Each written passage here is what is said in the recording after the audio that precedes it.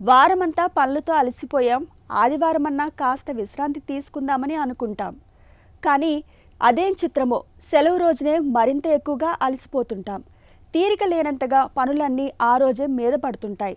ఫలితంగా ఒక రకమైన డిప్రెషన్ ఆవరిస్తూ ఉంటుంది. సోమవారం నాడు మంచం దిగడానికి కూడా మనసు ఒప్పదు.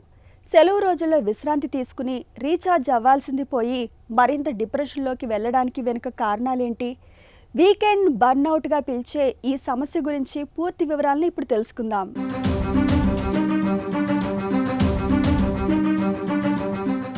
వారమంతా ఆఫీస్ పనులతో బిజీగా గడిపే ప్రతి ఒక్కరూ శని ఆదివారాల కోసం ఎంతగానో ఎదురుచూస్తుంటారు. తీరా వీకెండ్ రాగానే ఎక్కడికైనా వెళ్లాలన్నా, కనీసం నచ్చిన పని చెయ్యాలన్నా శరీరం, మనస్సు సహకరించడం లేదని వాపోతుంటారు.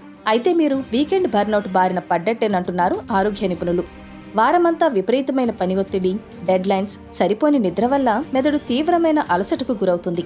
దాంతో సెలవు రోజుల్లో విశ్రాంతి తీసుకుందామన్నా తీవ్రమైన తలనొప్పి, నీరసం, మానసిక ఆందోళన వంటి లక్షణాలు వేధిస్తుంటాయి.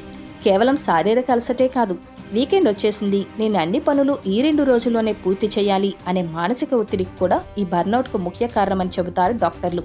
చాలా మంది వారాంతపు రోజుల్లో ఆలస్యంగా నిద్రలేవడం, గంటల తరబడి ఫోన్లు, టీవీలకు అతుక్కుపోవడం చేస్తుంటారు. దీనివల్ల శరీరంలోని సిర్కాడియన్ రిథం లేదా బయోలాజికల్ క్లాక్ దెబ్బతింటుంది. దీంతో సోమవారం వచ్చేసరికి మండే బ్లూస్ రూపంలో నీరసం రెట్టింపవుతుంది. మరి దీనికి పరిష్కారం లేదా అంటే ఖచ్చితంగా ఉంది. వీకెండ్ను ఒక టాస్క్ లా కాకుండా నిజమైన రీఛార్జ్ సమయంగా భావించాలి. సెలవు రోజుల్లోనూ నిద్రపోయే, లేచే సమయాల్లో పెద్దగా మార్పులు చేయకూడదు.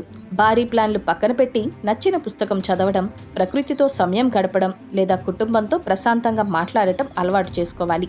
వారమంతా పని ఒత్తిడిని సరిగ్గా మేనేజ్ చేసుకుంటూ వీకెండ్ను తేలికగా ప్లాన్ చేసుకుంటే చాలు.